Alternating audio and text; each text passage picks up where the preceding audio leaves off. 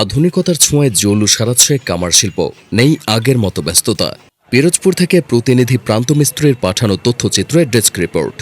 আগুনের উষ্ণতা আজ শুধু স্মৃতিতে, কামারের হাতুড়ির খনখনানি আর লোহার আগুনের ঝলক একসময় যা ছিল পিরোজপুরের নাজিরপুর উপজেলার শ্রীরামকাঠি বাজার এলাকার প্রতিদিনের চিত্র, আজ তা যেন শুধুই অতীতের গল্প। শতবর্ষ ধরে গড়ে ওঠা এই ঐতিহ্যবাহী কামার শিল্প একসময় ছিল গ্রামীণ জীবনের অবিচ্ছেদ্য অংশ।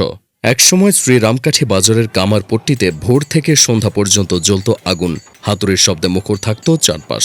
লাঙল, দা, কোদাল, কাস্তে থেকে শুরু করে গৃহস্থালির নানা প্রয়োজনীয় সরঞ্জাম তৈরি হতো এখানকার কামারদের নিপুণ হাতে।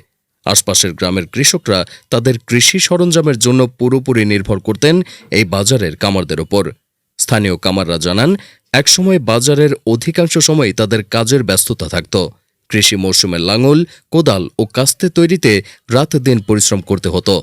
কিন্তু আধুনিক কৃষিযন্ত্রের ব্যবহারে এখন সেই চাহিদা প্রায় নেই বললেই চলে। এর ওপর লোহা ও কয়লার দাম অস্বাভাবিকভাবে বেড়ে যাওয়ায় উৎপাদন খরচও বহু গুণে বৃদ্ধি পেয়েছে। ফলে আয় কমে যাওয়ায় অনেক কামার পরিবার ঐতিহ্যবাহী এই পেশা ছেড়ে অন্য পেশায় যেতে বাধ্য হচ্ছেন। তবে আশার আলো এখনও পুরোপুরি নিভে যায়নি।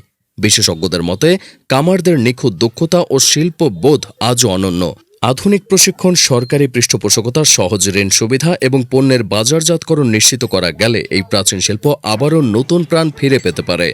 কামার শিল্প শুধু একটি পেশা নয়, এটি ইতিহাস, সংস্কৃতি ও ঐতিহ্যের প্রতীক। আধুনিকতার ঢেউয়ে শতবর্ষী কামার শিল্পের জৌলুস ম্লান হয়ে গেলেও সঠিক উদ্যোগ ও পৃষ্ঠপোষকতা পেলে হাতুড়ির সেই পুরনো ছন্দ আবারও প্রতিধ্বনিত হতে পারে। বরিশাল.নিউজ